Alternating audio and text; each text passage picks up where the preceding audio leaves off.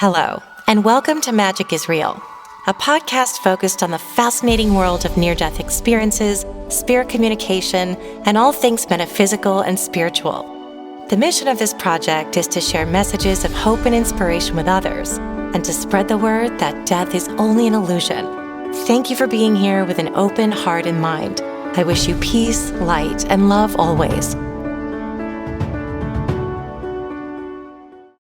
Hi, Magic is Real listeners and friends. Thank you so much for being here. I'm excited today because I have this beautiful woman on the podcast today, and her name is Loreli Drache.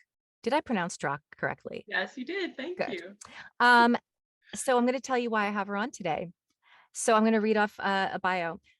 Loreli Drache is a 4-time near-death experiencer. She's a medical intuitive, energetic alchemist, channeler, medium, shamanic healer, psychic intuitive empath, and clairvoyant.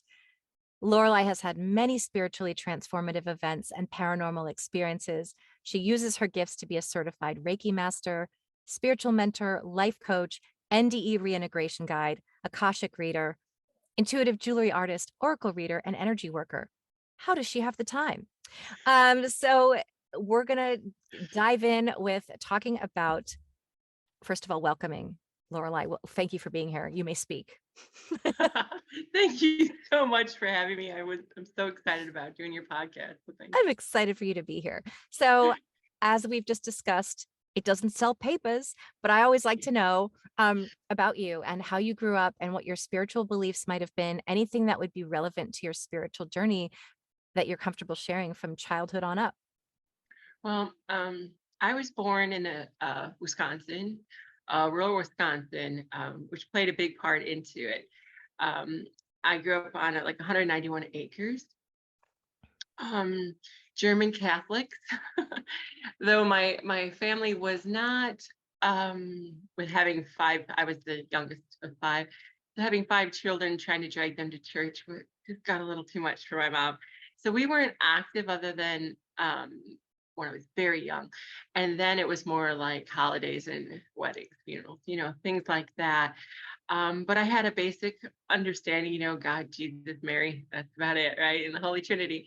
To that point, I did go to Catholic school for 1 year and religious classes, I think, after school. Once I went to public, about eighth grade, till eighth grade or something. But wasn't the most studious in that regard because my first near-death experience was at 7. And this comes up, and that's why I wanted to share this with you. Afterwards, I came back going, I want to be a priest. And my mother's like, women cannot be priests in our religion. I said, well, then it's not my religion. Nature is. I'm done with this. How wise. Right? So it was kind of funny that, and how life comes full circle. Because I knew when I came back I was supposed to, and now I'm a high priestess of a fellowship. So, it's kind of, I am teaching in what I'm supposed to be doing. So it all worked out regardless of what Catholicism had to say. Right. Yeah. But yeah, I had a traumatic kind of childhood, so to speak. Because I came 5 years after my youngest sibling. So he had been the baby up until then. So, and my mother didn't really want any more children. So it was kind of one of those things that my brother and I always had a strained relationship, and there was a lot of, I want to say, verbal abuse, some physical, just some strange things. So as far as those, so it was really hard for me at 7 to come back from this beautiful love into that environment. And it almost seemed to change actually after that. Like they said something was different about me. They even would tease me, you're the mailman's kid. You don't fit in this family. There's like none of my thought systems, none of my beliefs, even at that young, my mother said, she's an old soul. You can't tell her anything. She used to say that. So, it just I didn't mesh.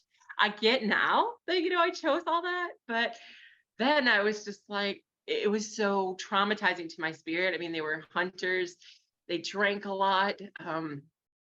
Just, they did a lot of things that to me, I'm going, you know, you Yeah. know, and not that hunting is bad because I did so very respectfully, but there was a sadistic streak, like they would shoot my pet cat in front of me and laugh, like messed up stuff like that, that Yeah. just anyway. But I'm saying, so there was a lot of things that didn't mesh that made it really traumatic for me as a child and to relate to other people. And they would say, "Oh, you're weird, but in a good way." But we just don't get you. Yeah. There's a lot of, it feels like insensitivity, Yeah, and you're a highly sensitive person. right. So it was kind of interesting, and then I didn't realize coming back that I, was so empathic and so in tune to energy. So part of that was like prophetic dreams. I could sense like 2 weeks before somebody would pass, they would look like they were like melting like a wax dummy. And I would have like visions of people about to pass and visions of different things that would occur, some good, some bad. I felt like I lived in deja vu for years. Like I've seen all this. What am I doing here? Yeah. Um, so that made it kind of hard. And but the issue with that is I was so connected to energy and taking other people's energy that it started to affect me physically. I started to have a lot of health problems at about 15. I had every test, Nona. What? And they never really like found too much. I think in part as I understood later, I was like a sponge, So if I connected with someone who wasn't had this or that, I was basically mirroring their symptoms. And that played a big role later on when I worked in healthcare. I got so sick I almost died because my organs were shutting down and stuff. I was patients would be like, "You listen," and I always feel so good when I talk to you, and all of these things while I was taking on so many things. I think I ended up with like 16 diagnoses, like comorbidities of autoimmune things, and some of them they couldn't find even any physical, I mean, like medical proof. Just I had all the symptoms. Mm-hmm. Anyway, so Yeah. it's been a journey as an empath to be aware, to use energy hygiene and be mindful of what I'm connecting to and who I'm connecting to and why. So Yeah. Thank you for sharing that. I appreciate that. And I've only now learned to do that myself. I was sick my whole life. I had severe anxiety. I was constantly getting sick, nothing severe, but it was always some chronic thing. And now that I've learned a lot about this, I don't really get sick as often. But so I will just kind of let's just talk about when you were 7 years old. What was it that led to you having a near-death experience at that age? um well, like I mentioned, we lived on 191 acres. Part of it used to be an old quarry. So they had struck natural spring. And so we built this big pier on the deeper end of one of these ponds. We had many. And the other end was kind of like for fishing and things, but it was all connected. And we went down there to check if the bluegills were spawning. And I went with my brother, my aunt, and my uncle. And anyway, what happened was is I ended up falling in. I mean, I could go into the whole story if you'd like, but I ended up falling in, and I have no memory of even how I fell in. And it was feet first, which does not make sense to me either. I just remember staring at the water and kind of getting dazed by it. And next thing I was under, and I saw bubbles coming up in front of my face. And I was like, oh my God, that was my air. If I take a deep breath in, I'm going to die. And the minute I said that, that's when I left my body. And it's continued to sink. And there leads into the whole death experience. Yeah, and I know you've had four. So, Mhm. as we talked about earlier, we don't have to go into like every single detail because just so the viewers know, you can find interviews with Lorelei online. You can find more information, but I would like to hear about this one just because you were so young, and I'd love to know how you perceived it as it was happening. And you don't have to give every single detail, but just whatever you feel is relevant. I mean, were you in fear at that time? Did you go gently? Was there any moment of pain?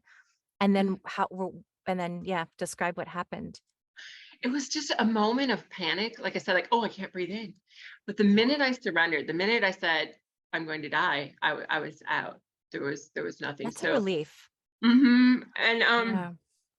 and for all of mine, it was pretty much like that. Like I just went here to there, and that was it. There was no, um, That's but so comforting. I just wanted, I told you I wasn't going to interrupt you because I oh, you're normally don't, fine.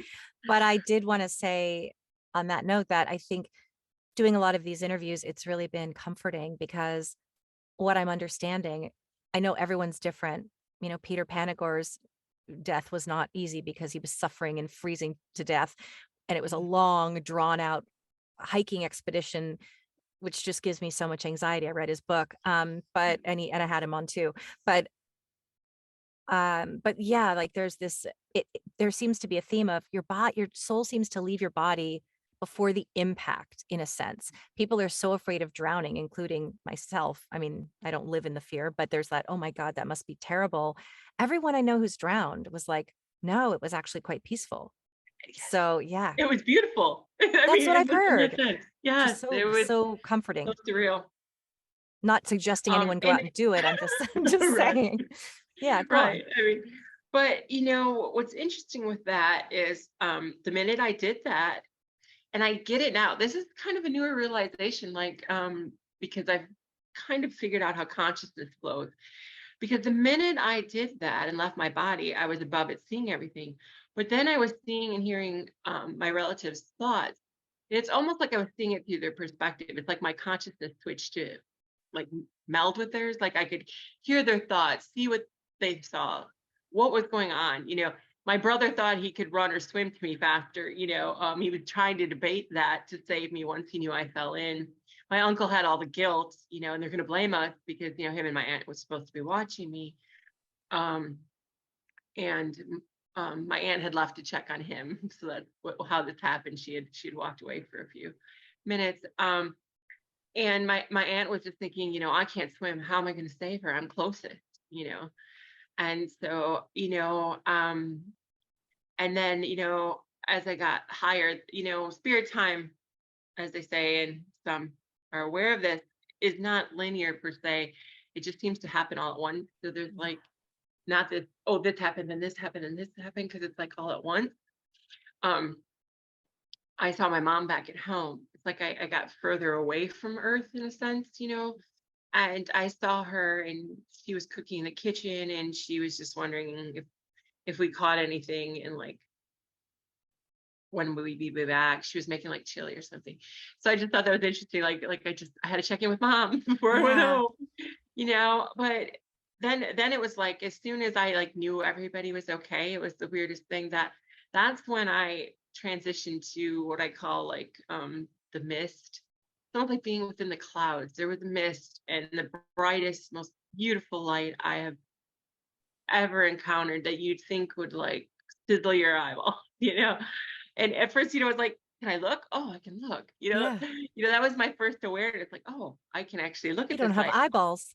Yeah. And I had an awareness. I felt there was someone with me, like to the left of me. It must have been maybe a guide, but I just felt there was somebody there with me, like, and in front of this being, which I have come to say, source, your full consciousness, whatever words work for you, all paths lead there to me. I understand this energetically. So I I know that I was shown things and other things, but not a recollection of it. Other than having this huge argument that I did not want to come back and experience this, and there was no way you're going to make me. Yeah. I mean, this is the longest argument. So this deep authoritative male voice goes to me, you have to go back. You need to finish, and I'm like, no, And so there was this huge fight. Even once I agreed to go back, I still wasn't like connecting with my body, which I understand now too, that symbiotic relationship is very important. So that caused a lot of my autoimmune issues also, which and as time goes by, I understand this relationship more. But um it was kind of like I didn't talk for like a day after I got back into my body, I think it was. And the next day is when I was like, why were you thinking that? Like to my brother. And he's like, thinking what? I said, I was underwater and you thought you could actually swim fast enough to save me. Like you can't even get through there. It's not even deep enough to swim through the one part. And he's like, he was freaking. But I had a very interesting childhood in this, also in the sense that, there was a lot of paranormal happening, a lot of different things that were going on. And I learned later from a Native American at random, this was a random meeting, that there's a huge paranormal vortex on that property energy wise. And that's why I was born there. And that's why I was all of these things. So we had a lot of happenings we couldn't explain till, there's some things I've been given the knowledge of what they were now. But um, so that's why I say it was weird how I drowned, because I don't know how I got there. And I think it was like a planned event. There were some other things that happened afterwards. So I mean, spiritually and everything else. But yeah, that was the one that kind of, opened up my gifts and my awareness. The biggest thing I talk about from that experience is I remember telling my mother that, we're like butterflies, mom. We're in the larval stage of human evolution. This is the little berry tip. You know, when we die, we get our wings, and we get to fly and merge with the universe again, kind of thing. But the fact that I compared it to a butterfly was the best analogy I think they could give my childlike mind to bring back. What did she say to that? We had a lot of long talks. My mother was very open. I was very Yeah. blessed with that.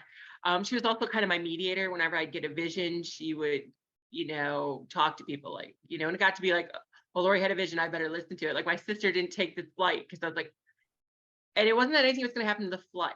There was just something that she shouldn't, her and her fiance at the time shouldn't go. And they did it. I was so, in a way, as a kid, I was so shocked. Like, really changed your plans because of that. But I was right too many times. I knew Mhm. too much things that they, they're like, I'm not risking it. Yeah, Kind that's of. interesting just because I know she's Catholic that she was so open to what you had to say, which is really fortunate. It sounds like Yeah. you had the support in It, that. She wasn't, like I said, very like strict to it, which is interesting because my Yeah. grandfather wanted to be a priest. In fact, our last name, maiden wise, is Kirkman, which Kirkman in the changed in when we got to here at Ellis Island, because they only allowed so many. In fact, one of the brothers actually took a maiden name just so more of the family could come through. So our family was kind of split name wise, but it means preacher man or church man. In fact, part of the energetic thing I am here to clear is many generations of teaching fire and brimstone. Yeah.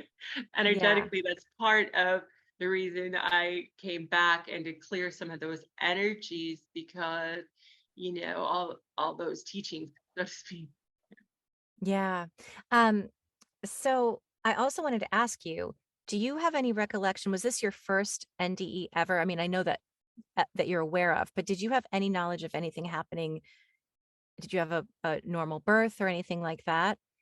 I have wondered on that because of Yeah. the fact that I always seemed to be more connected, or just Yeah. came into this world more knowledgeable. But no, not as far as I can recollect, or anyone had told me anything. Well, seven's That, pretty young. I mean, I know a lot of near-death experiencers had it happen when they don't remember, and they Mhm. later put together that that's why they pop out of their bodies so readily and easily, which is why it sounds like That's what you. I'm wondering. Yeah, but it kind of sounds like for you, it was just your soul's path to be somebody that was connected so that you could do the work that you're doing as a healer, as an intuitive, and all of that. So I'm sure it was like, okay, let's give her one now.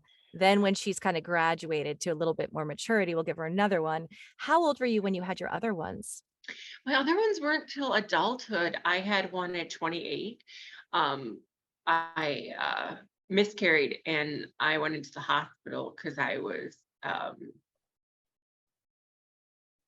in a lot of pain and bleeding out. And so they had to do emergency DNC. Um, and they weren't familiar with me. I'm very sensitive. Like, I can't do medications, even supplements. Like, I have to take small amounts. Yeah. So what happened is they gave me too much anesthesia. I stopped breathing and I was bleeding out. So, and then my second one was about 35. I lost blood flow to my brain, fell against a door jamb, and I had a seizure. And my last one was a year and a half ago, in January. I stopped breathing in my sleep. That's pretty astounding for one person to go through all of those things, although I know that it's all part of the plan, that Mhm.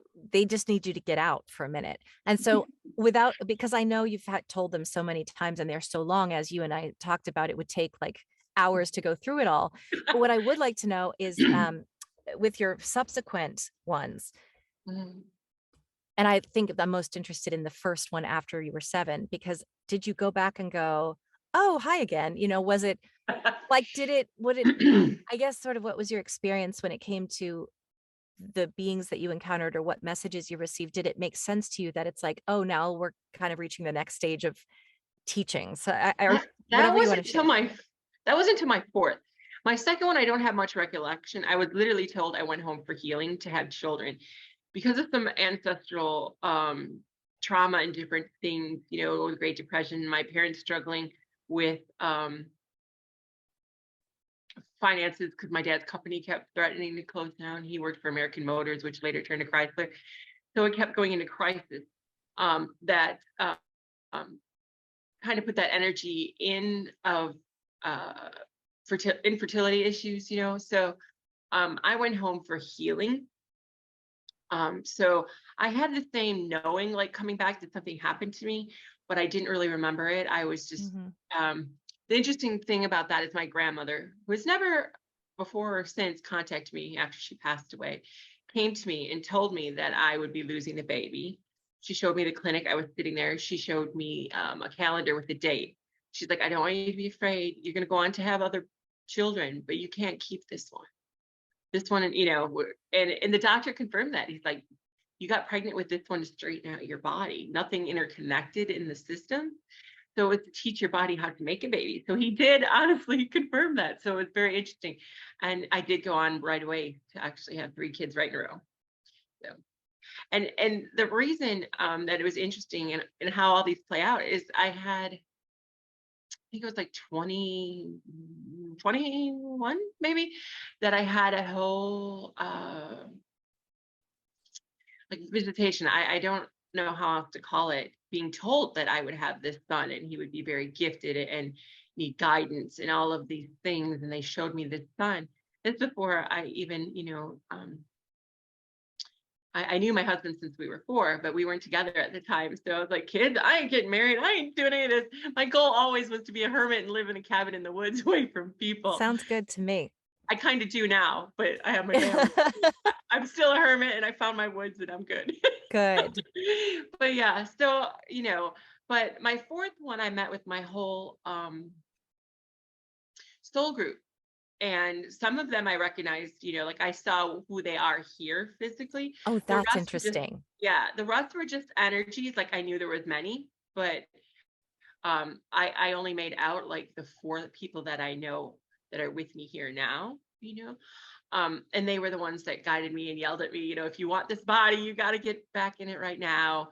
And we kept referring it to as a vehicle, and that I had to do a systems check because my body had shut down. I literally had to restart my body, which is very interesting that we are able to do those things. Yeah. But so that's the one that I think I took the most away from. And I had a connection to oneness, Kundalini awakening, whatever, everybody uses different terms, in 2019. And that's when it really all started. Once I got to this property, and this is the property my mother had in a vision before she passed. And some of my psychic intuitive friends have all told me this is where I'm supposed to be energetically. So I think, and my daughter, my whole family are experiencers, just to put it out there. So Wow. so my daughter even said, Mom, this is home, because we were from Wisconsin our whole lives, and she's like, we're supposed to be here. And everything is really opened up for all of us since we've gotten here. Wow. So that's when all the downloads and the channeling and all of these kind of things have happened. I know getting my Reiki attunements really opened up a few things. And I just got my master attunement a couple weeks ago, and I had a ton more downloads and remembrances. So it's been kind of a wild ride. That's amazing. I actually just wanted to, oh gosh, I had like 5 questions run through Sorry. my head. However, what I did want to stop on is you had talked about when you went to the other side and you saw your soul family and you saw who they were. So this is leading to something, but just I have a little question first is, was it a knowledge of just like osmosis, telepathy, that you just had this understanding of who they were in your life? Or were they like, hi, I'm John and I'm, like in your, I'm, your husband or whatever. How did No, you receive that? I saw their physical being. Like they You look did. like they are now, but um a more healthy, like beautiful version, I guess you could say. Hmm. You know, and some of it I just felt. Like I knew my husband was there. We've had many lives together. Same with the daughter I was speaking of. She's the reason I returned from my third death experience, quite literally. Um, and so she was there. My other friend, who I know has been a shaman in many lives as well as I, and he's actually, and I've had other people confirm this, like the same fractal of my soul. Like if I'm hurting or something's going wrong, he has the mirrored pain, like the opposite side. So he always knows, and he knows what like energies and who I'm connected to. He'll warn me like that energy's not good for you. Who did you connect with? Things like Yeah. that. He's very in tune with me, and he was like it's interesting because he was kind of like more the authoritative figure during this, sort of. And so was another friend of mine that I didn't meet till I moved here. And both of them, it was kind of like a shared death experience. They both knew something had happened to me. He asked me the next day, because this is another interesting thing. Sometimes, and I've heard of it before, but um, he said there was some sort of, I don't know if it was a test or a ritual, that uh, he had to drink of my body. Like, and I've heard of this one other time in an experience, not my own, where they had to figure out how to save someone, and their tears were what the person had to drink. Like they gave of their body because this person was drunk, drying in the desert or something. So it reminded me of that when he said it, and I vaguely had like a tinkling of a memory. You know how like it just quick flashes in front of your face, Yeah. that I knew that had happened. He's like, something happened to you. He goes, something major happened. What happened to you last night? He goes, I was there, but that's the only recollection he could remember. And my other friend said that she had a vision of me laying dead in my bed. And she's like, what happened? Did something happen? I'm like, yeah, and that one took me a long time, I think, to integrate and just to understand, because it wasn't typical. In order to restart my body, I had to swallow. And interesting, how spirit synchronicity, to kind of give that validation. I, after that, met someone who also was told to swallow to restart their vehicle during their experience. And so I will admit that was the most painful thing I can ever imagine, but only for the briefest of seconds. But I literally shook like I was in probably a type of shock for 20 minutes after I restarted, so to speak. I was going to ask you when they said to restart your body, what that entailed. So this is, yeah. Yeah, well, they told me, if you want this body, you have to get into it right now, like right now.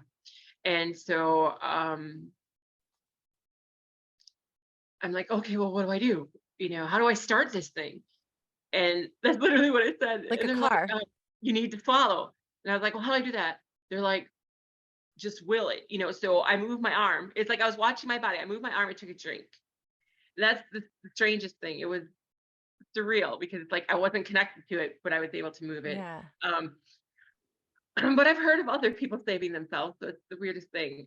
Anyway, so as soon as I swallowed, it was like, and then I took this, that huge gasp, and then it was like a horse kicked me from inside the chest.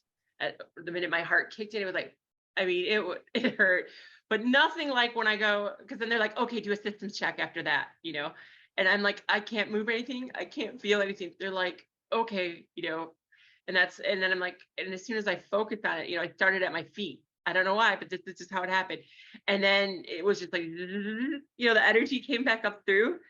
but it was like, when you're like hand falls asleep, imagine that times Mm. 10,000. Oh, That yeah. had to be more painful than childbirth. And it was a brief second, but it hurt like nothing I can describe. That makes sense because I just noticed this about myself recently. I sleep like a baby. I sleep with my arms Yes. over my head. I don't know why I do that, but I always sleep like this. And so a lot of times I'm like, oh, in the morning, clunk. And then it's that pain of, oh, here it comes, the pressure. It's unbearable until it gets flowing again. Okay, so here's where I was going with that question when you said that you saw the people that were in your life now. That what I saw in my mind was the scene from The Wizard of Oz where she wakes up and she's like, you were there and you were there and you were there. So I wanted to talk about that because recently you posted something about the Wizard of Oz, and Mhm. you'll have to remind me what it was because I wanted to talk about because the Wizard of Oz for me too is a huge theme in my life. Like if I had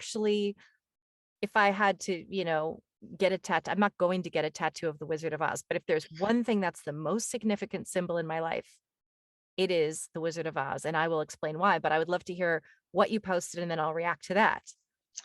It was a meme with the ruby slippers, Yeah. and it said something about you had the power all along, or the Yeah. power's always been with. I'm butchering the quote, but Whatever, it yeah. yeah, and that's exactly what I learned in my near death experiences. That everything is within. That's where the divine portal is. You are the creator of your universe. That's why it's called universe. The power of words was, we've talked about this, a webinar I did for IANS, because my whole death experience and the learning of my fourth experience was all how all that manifests in the higher light frequency that you channel. The faster that is, you have less time to negate those thoughts. And that's what I was getting yelled at about. I literally felt called to the principal's office in that one. And as you saw from that post, a lot of my near death experience friends were so relatable to that. One even has a blog about it. All of us were like, yes, yes, yes. And I didn't realize it till I posted that, how much that resonated with all of us childhood experiencers, especially. Um, but for me, it has this weird thing because it was the only movie that I kind of like got lost in. Like Hmm. my parents would pick the night it was on TV to go Yeah. out, because that was the only time I wouldn't freak out. They had no idea things were going on at home when they leave. So they didn't know why I'd freak out about being left alone with my siblings. So um that was the only time like they could get out the door, because I literally would be like in another world. I would just sit there transfixed, like I don't think anything could have pulled me out of it, kind of thing. Um, and I understand that now just because it came up in the near death experience group. Ned's on Facebook. He's one of, I think, one or Matina, the Ned largest. Matina. Is that Yeah, how he pronounces his name? friend of Yeah. mine. And um, that's actually, I don't talk about this much, but that's actually how I had my fourth death experience, because I wrote in there, I think some people know this, on a meme. Somebody said, lame ways you died, and people were commenting how they'd like to go next time. And I said, not like, I want to go like grandpa, not like the passengers in his car. And literally a week later, I died in my sleep. And that's when they Wow. yelled at me saying, at your level of light, you have to be mindful. You have no way to negate these things. Normally we have like time, to reverse or this or that. But some of my things will manifest in half hour, 2 days, a week, depending upon how fast they are. But I was unaware of this, and they're like, from now on, you have to be mindful. And I was like, what do you expect? Human me is a ditch. The minute I get in that body, I'm going to forget. I kept saying, human me is a ditch. Anyway, but back to the Wizard of Oz. It's interesting because that came up the other day as well, in the sense that, they search all over for Oz, right? The wizard. And all of a sudden they look behind the curtain and it's just this person, and that speaks home to me because we are our own creator, so to speak. We are creation. So like when you get behind the veil, you're like, oh duh, and what was I fearing everything for? You move that curtain, you're you're the wizard. You're like, why was I afraid? And why was I creating that curtain? I mean, I guess Yes. that's why the symbolism was so deep to me within that. And if you noticed her, I saw four people, right, that I remembered, which is just like the companion, right, in the Wizard of Yeah. Oz. And and since I've had that experience, I see everybody for the 360 view. So I see why Tin Man needed this, and he wanted courage, and what each person is like, what their path is, what they're trying to work on. And just like Dorothy did, she knew he needed this and that and this. She saw all those things within them and how to help them achieve that. I mean, I could go on and on symbolism. Layers Yeah. upon Yeah. layers. I actually was Yeah. like, did he have a near-death experience? Frank Baum? Yeah. Because it's like the themes in there now, I see them so much differently than I did then. And Hmm. for me, I was a child who was selective mute. So I was highly intelligent. I had a really high IQ, but I was born highly sensitive out of the womb. So my mom said that I would scream when she would vacuum. I couldn't handle loud noises. Even at 2 or 3, I don't want to say, I'm not sure which it was, but said I was worried about other people. I said, poor daddy, when he goes away, because he traveled a lot for work, I said, I have you and Allie, but daddy has no one.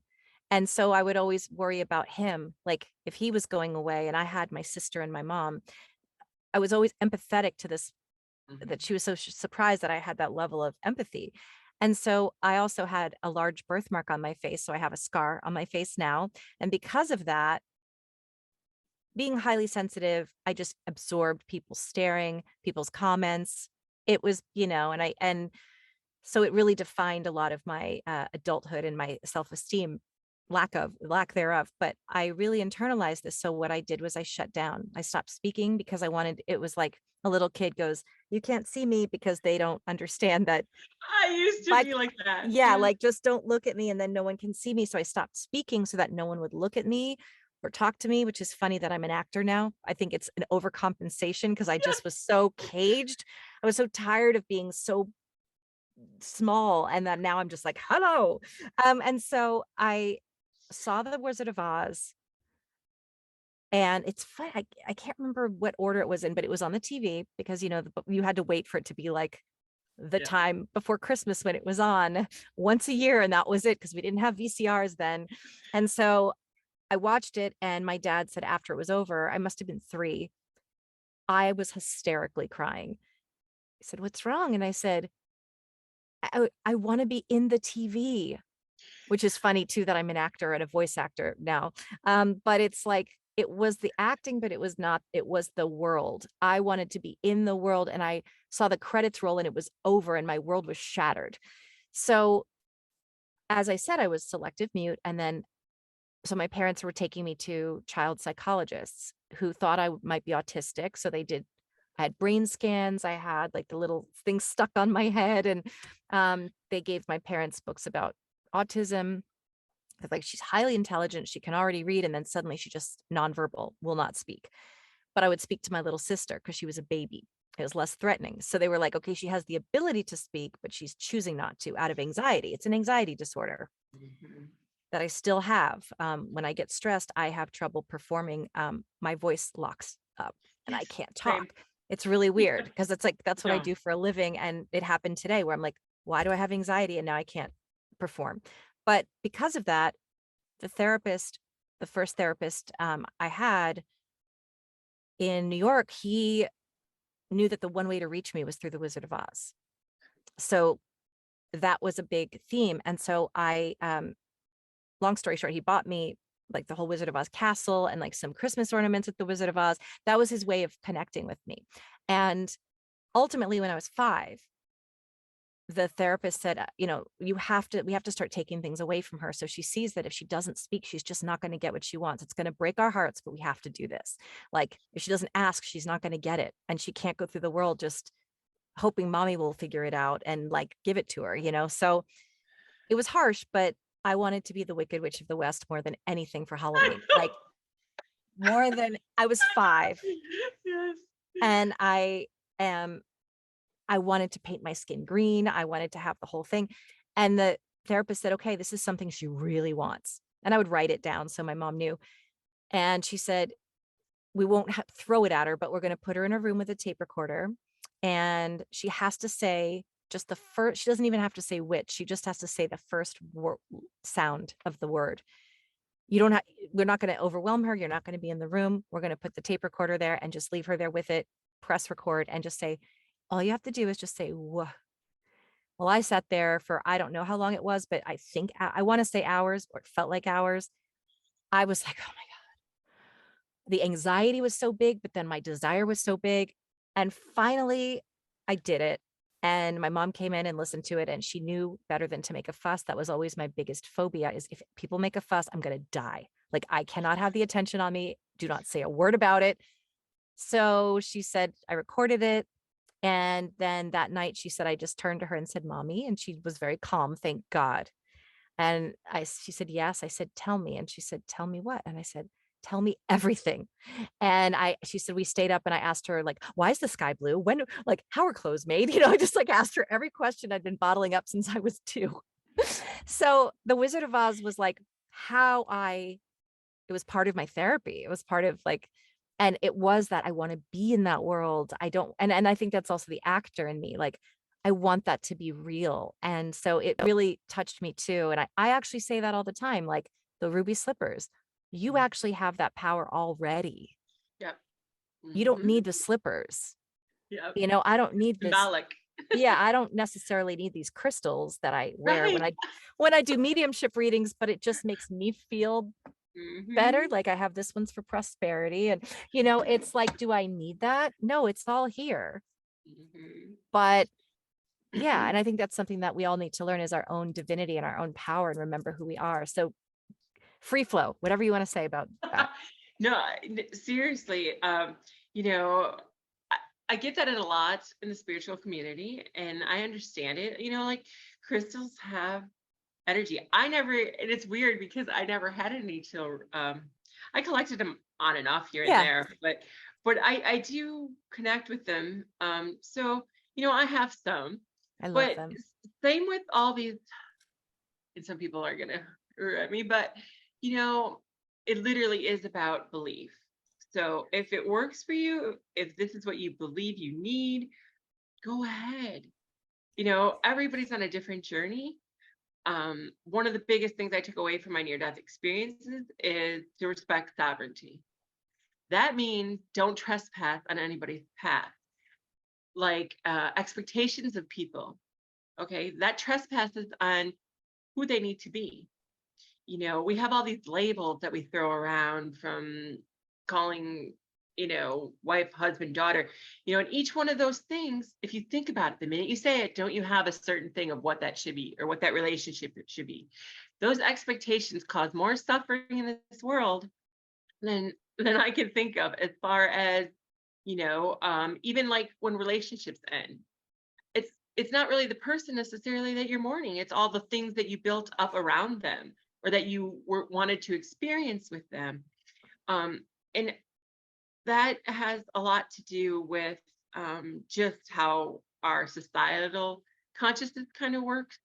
Um, but that's why in my teachings and stuff, I talk a lot about being mindful, staying in that now moment, find that moment of joy. That's where you create such beautiful magic in the world. That's why I was so excited when I saw your podcast was saying magic is real, because words are powerful, but it's Right. also the intention and emotion you put behind them. I mean, there is a reason they're called spell. I mean, it's people don't understand, and I didn't either. I mean, until I had this experience, and all these downloads, awakenings, whatever you want to label those, I didn't have the full view of how all that energetically worked, um, until, like I said, I created all that experience. And it was, oh, why I had so many death experiences.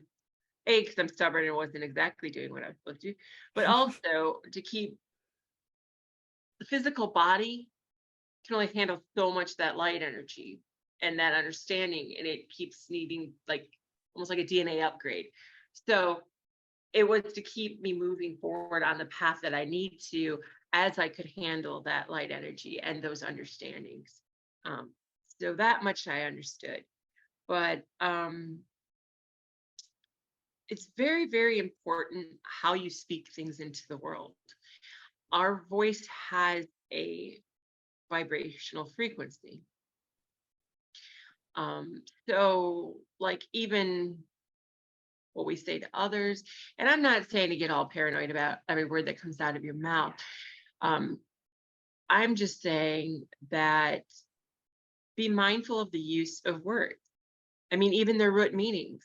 We don't realize how many things we say that our body literally takes literal. It's like the jinn, it takes it literal. So if you say, well, that just makes me heart this, or I don't want to see this, or I'm dying, or I'd kill to, all these things we don't realize we say. That over time, it's like programming your Yeah. experience in your body. But anyway, those are just some of the big takeaways I got. I mean, there's many, but I love that. And I was going to ask you more about that anyway. And I do, and you can say more, but I wanted to talk about that because it's, really, this is such a topic that's hot on my mind right now. I'm a big manifester. I was just telling my mom yesterday, like I manifested a whole bunch of stuff. It's been like for the last few years, this is what I do. I script and I do other stuff. Sometimes I just talk out loud while I listen to high vibe music. Sometimes I pray. Sometimes I just go on a walk and if no one's around, I'll walk through the woods and say my affirmations out loud and get myself all hyped up to be in the feeling state of success and abundance and all the things I want. And I said to her, what's really amazing is I watched everything I wrote down come to fruition. Like to the letter. Sometimes it's even, I received, this person says this to me, even down to this person reaches out on Sunday and says this to me. And I was blown away this year when that happened. I'm like, haven't talked to this person in a few months. That person owes me a little explanation or an apology. And I said on Sunday, that person's going to reach out with an apology. And literally, I didn't do a thing. So it's someone who does not open up at all, does not speak, is very trouble, has a lot of trouble. I went to yoga. I came out. There was like a 3-paragraph apology, unsolicited. And I was like, I literally wrote down the day. I wrote down what he was going to say. And I was like, yeah, it happened. That being said, I had a couple days today. And so I'd love to just kind of like riff on this, where I am like, even lately, my friends have been saying, well, I don't really think you should be doing this, or I'm not sure that that's such a good idea. And I keep going, stop, stop. I cannot hear that. Not because I don't appreciate your concern, but because nope, I have to keep my mental diet clean. I don't want to hear negativity. Even if I'm not going down the path you think I should, I trust the path I'm on. So just let me yes, do it. that's And the sovereignty. the sovereignty, right? I'm like, nope, I'm manifesting this because for better, for worse. And then in the last couple of days, it started to get to me where all the negative, like the 3D didn't quite present what I had. And even though, and I was like, wait, this isn't the way. Everything up until this point has gone exactly the way I wanted to. And then all of a sudden, it seems like the opposite is happening. And then Yeah. I even got stuck in the 3D where I'm like, it's not working. Maybe I'm wrong. And here's the thing I wanted to bring up because I haven't shared this with anyone, but except for Trisha Barker today, I called her. I was like, I need to talk to you about this. I said, She's awesome. I know. She I is was like, I awesome. need to I talk love to a her. spiritual person because I have a feeling like there's this sort of been this vibe the last couple of weeks where my friends who are very earthly people, they're like, Shannon, I think that you're getting a little too much into magical thinking here. And I think that, like you might want to just kind of like come back to earth a little bit. And I was like, I appreciate it. It comes from love. I know I would say the same thing. I said, I said to my best friend, I go, I would say the same thing. I'd be like, are you off your med? Like, do you need to be on meds? I'm not on, but like, do you need to be on meds? I'm like, I know I'm getting like super 5D here. And I'm starting to be like, no, I see how everything's coming together. And I might sound like a lunatic, but I was like, Mhm. no, it's all part of the grid and and I'm like, no, You see but it like a this, domino. It's like, yeah. And I wasn't like that crazy, but she was like, well, she's like, that's a little woo for me. And I really think that you need to kind of come back to the earthly coil. And she said it out of love. She's the best. But I was like, why not? I suddenly started to go, what if it is? What if magic isn't real? This happened to me Mhm, and I started to mhm, get depressed and yeah, anxious because I'm like, what if I am just fooling myself? What if it's all a delusion? What if when I'm channeling spirit, I'm not really channeling spirit at all? Maybe I'm just wanting to, I mean, it was like yeah, this tumble kaleidoscope. down of like Yeah. 2 years of me going, I believe in this and then Mhm, suddenly I just had this one day where the earthly stuff started to get to me. And yeah. I was like, oh my God, what if I am crazy and they're all right? What if I'm not really able to manifest things? I mean, just so I don't know. I just wanted to hear your thoughts in any part of that, with any part of that on the way that I mean, what you've learned about the way the universe works, and also anything you want to say about that type of experience where we get so caught up in this stuff. Yes. Part of that is, and I found this, which I'm just as guilty, like, don't say that, because then you're feeding that. Yes. You By reacting to it, you are feeding that thought process. So Yes. when those things happen and these people say these things, then oh, I I have to do it myself. I'm just like, oh, well, I respect your opinion, thanks, or like, or just be like, well, that's your reality, thanks, kind That's of kind thing. of what I was like, how do Yeah, I yeah. address this? Because Without taking it in, if yeah, you know what I'm saying. Yeah.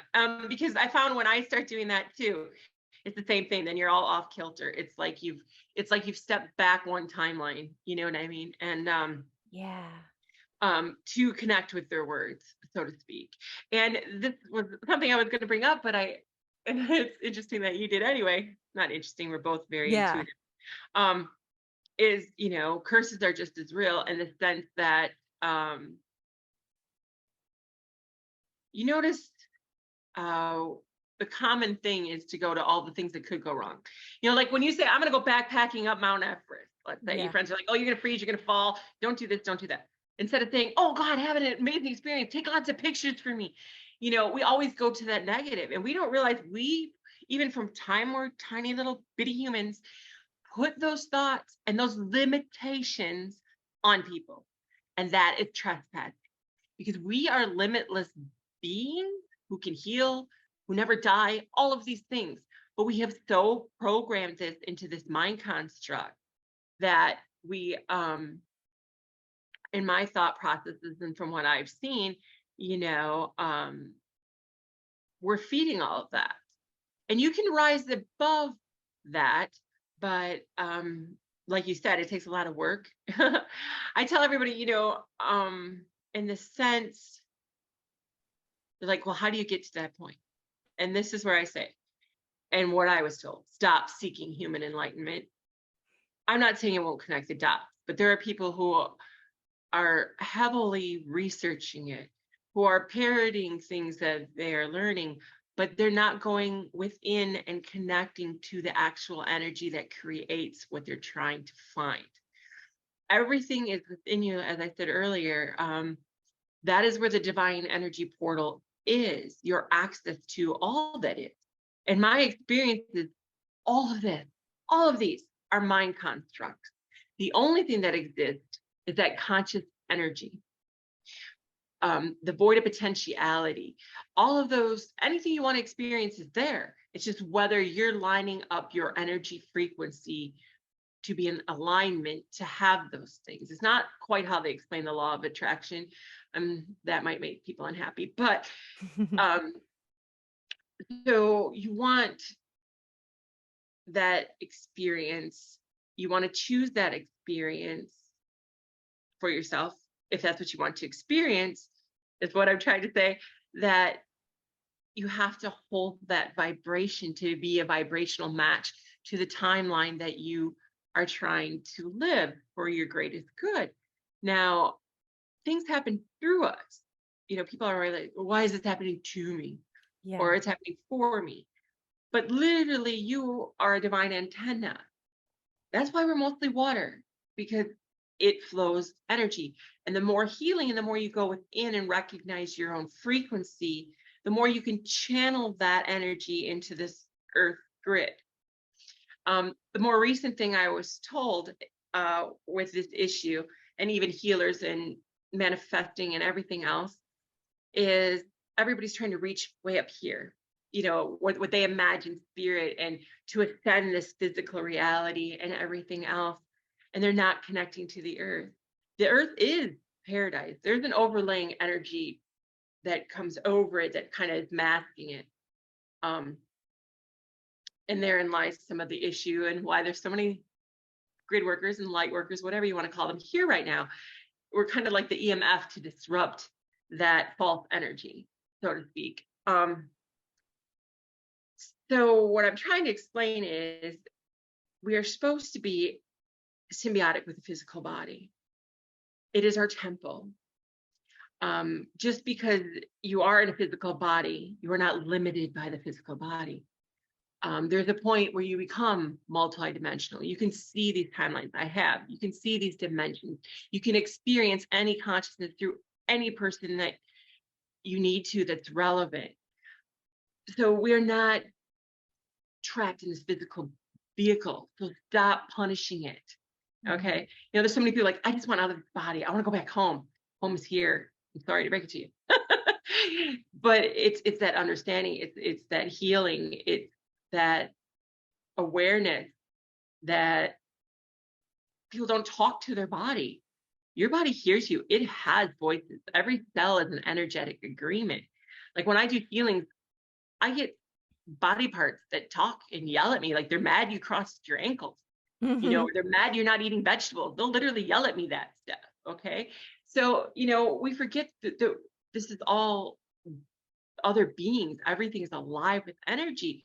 So we're not having that respect, that, respecting their sovereignty, their experiences. We're not having those conversations with our body, with the earth, any of these things. We're, as humanity, from what I'm seeing, it's switching now with awareness, but they're not connecting with nature. Nature is the most real, alive thing in this reality. It is like the mother, so to speak. And to experience paradise, you need to find your way home within, I guess you could say, and, connect with nature, talk to it. I mean, I would have never believed this or said this even 5 years ago, but trees are like the most sentient beings on this planet. Yeah. And all of these things, I mean, when you get to that level of awareness that everything is connected, you're me, I'm you, all just wearing different flesh masks, literally source experiencing its own thoughts, its own being. So I have a huge issue in the sense that I see everybody from that 360 view, that they are me. But that keeps me in that state of unconditional love, which keeps that high frequency, which manifests what I need to manifest, and so on. I'm just saying, Right. you see it flow out, like even seeing the Akashic record. You see how all these little bits were fed to you till you could handle it, because you can only handle so much of that at a time until you put the whole picture together and go, holy what? But the one thing I wanted to say on this that I was told is, so many people are trying to connect here and not here. And it's causing cellular disruption because there's more light energy available right now. It is so important to go within and find your own frequency. So what happens is you're pulling all this energy and you're trying to manifest and you're trying to do healings and you're trying to connect with this, but you're not completing the circuit. Okay, we're energy. So it's like you're only plugging in at one end. So of course that energy has nowhere to go. It's like, right? Yeah. So you have to complete that circuit, so it's not too much for your body. I was told the visualization is like imagining that light energy coming from your feet and wrapping around the core of what is truly the earth, that earth energy, and then trying to connect. Like I do energetic hygiene every day for that reason, or whenever I feel ugh, or whenever I've connected to too much energies or just don't feel like myself. We don't realize how much we interweave these energy frequencies with each other, these agreements. Because I create my own reality, you create yours. It's a red shirt for you. It's a yellow shirt for her. It's not wrong. It's just literally what they're seeing, what they're creating. That's why these memories don't always line up. I mean, I have like 76% on the Mandela test because most of the things I've experienced or memory wise don't match up with what people remember in this particular timeline. There's so much more going on that Mm. sounds all beyond or sci-fi, but the truth is hidden in all things. You know how we talked about the Wizard of Oz? I'm pulling that back into here. Well, there's many movies I could tell you that have bits of truth in them. The truth is hidden in all things.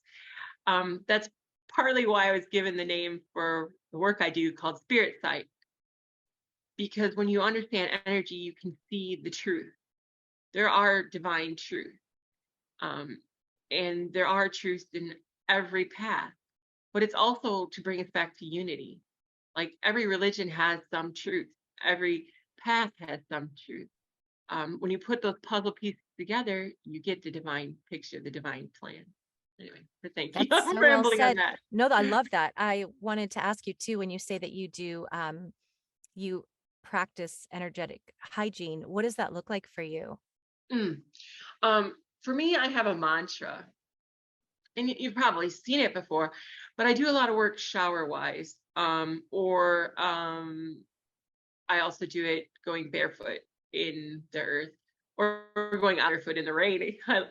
um, and if it's between different things or just about my day, I was a medical assistant for a lot of years, so I'll do the surgical wash, and up my arms and wash my face while I say my mantra. My mantra that I usually do is like, I accept only energy that serves my greatest good. I accept only psychic ties that serve my greatest good.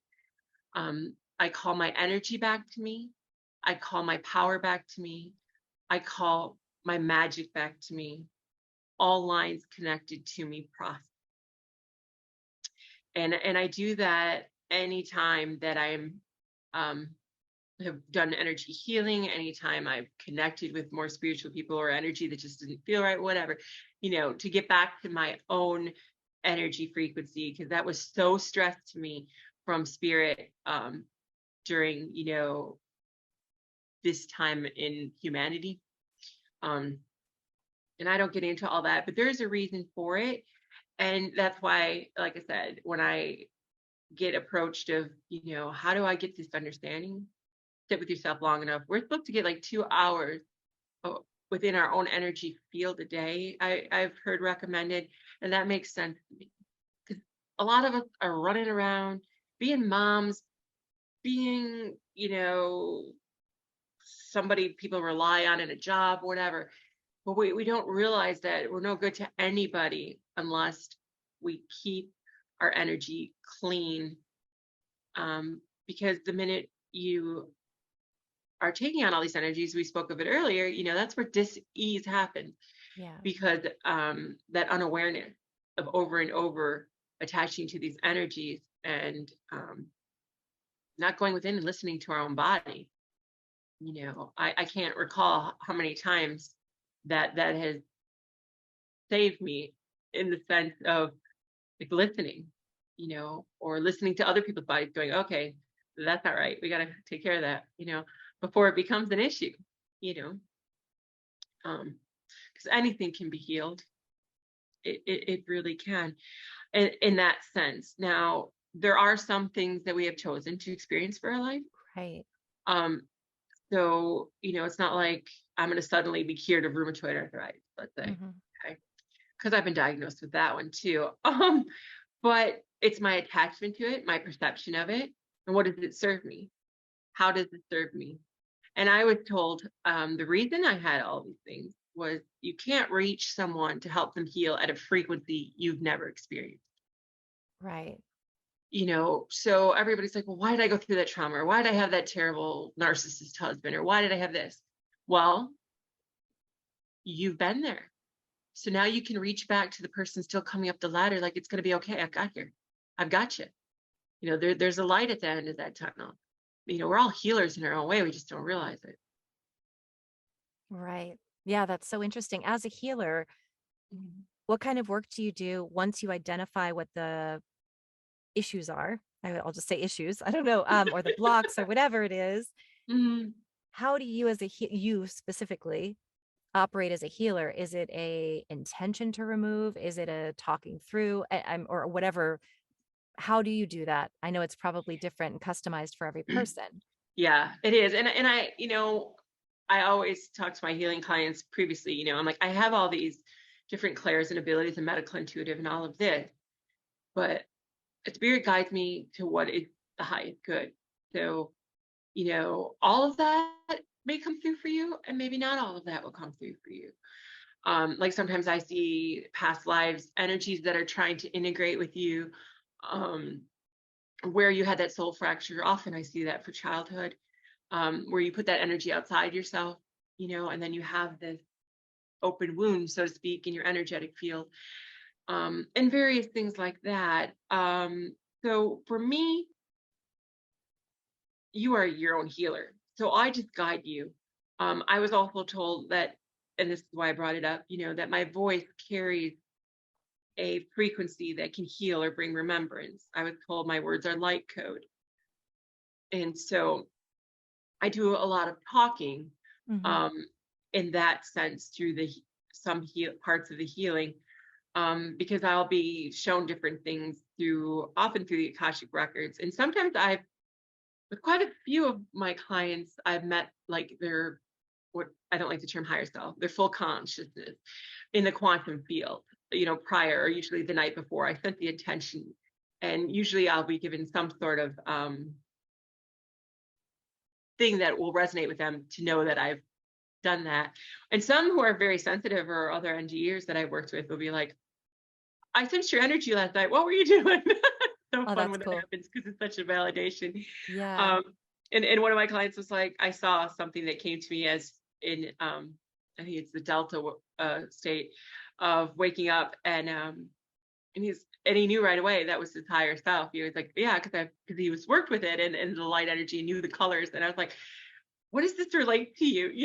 So, but within that,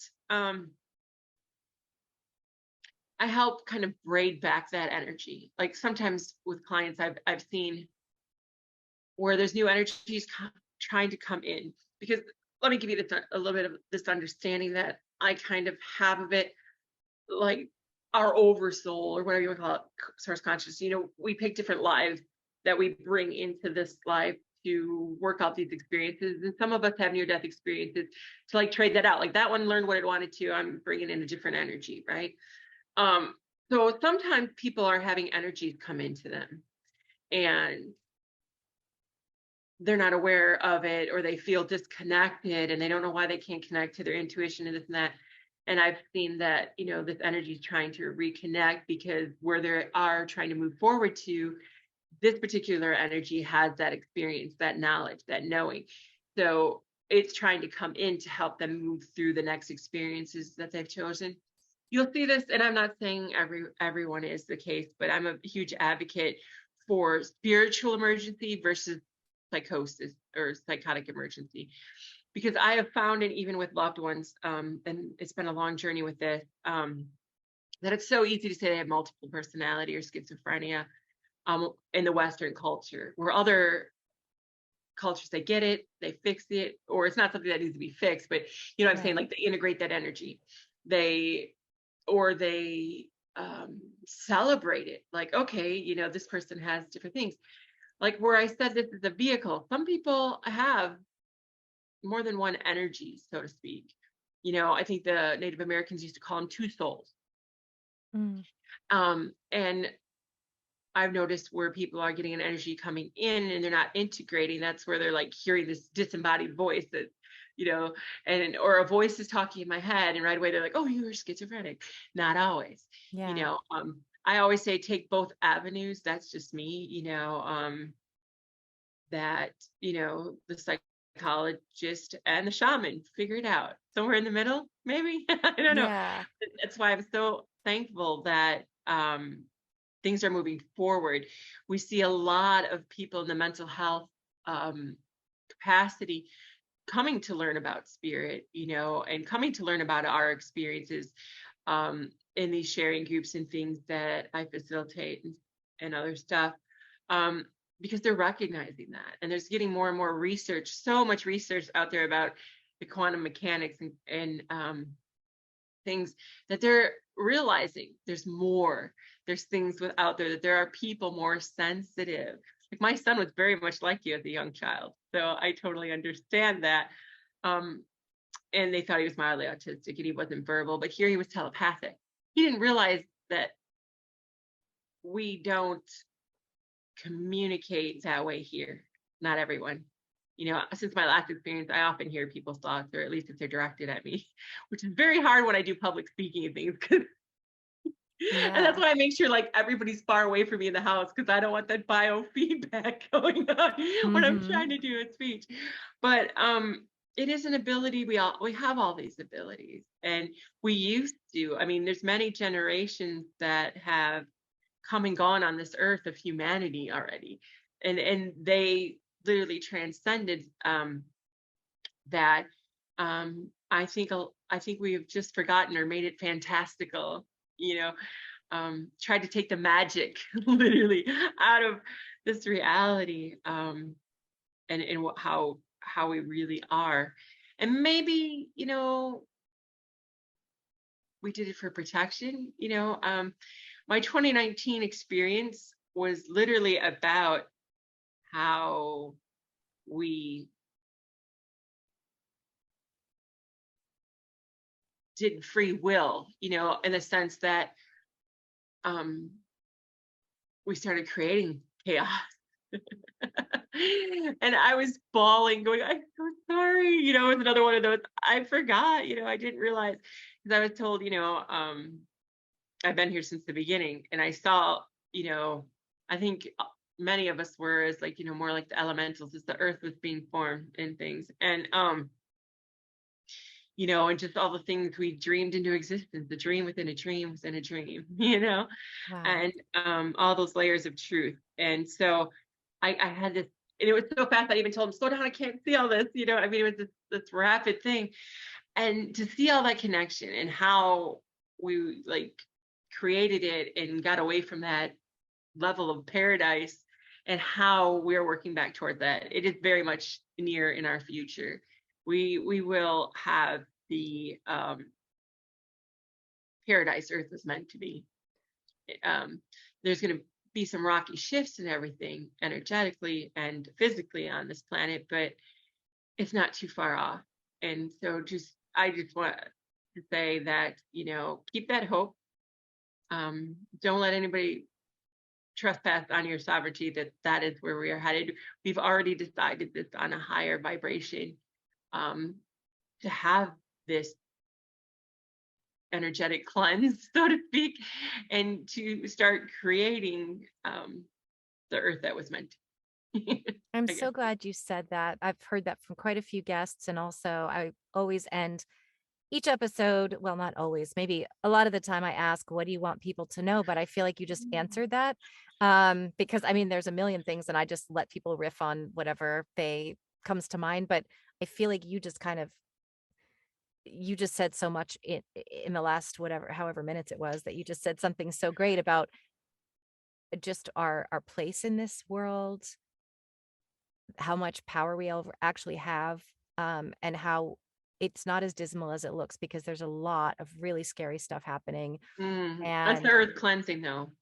yeah, Through us and through the environment, that's the energy has to come to the surface for that healing.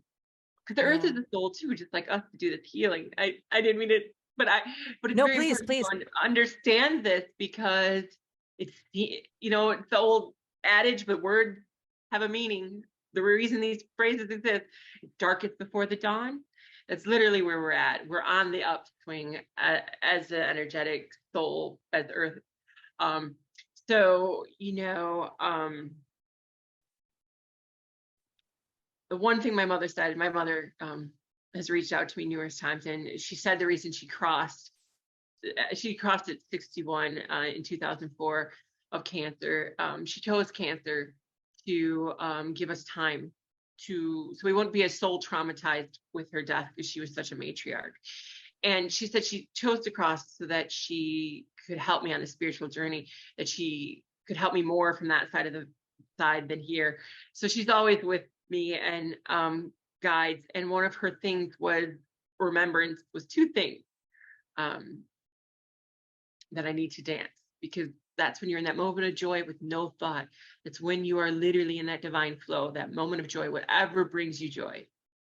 Find it, because when you do what you love and brings you joy, that's when abundance flows. We too often are doing the safe thing, the ego thing. Like, I have the job that pays good. Do you like it? Do you love it? Are you really manifesting your best life with it, or just paying those bills? You know, that's a big question. And the other thing is you are always safe and loved unconditionally. Nothing in this, I call it a virtual reality, but can harm you. Yeah. If you, as long as you don't attach to it. We were meant to see this like a play. You say you're an actress, right?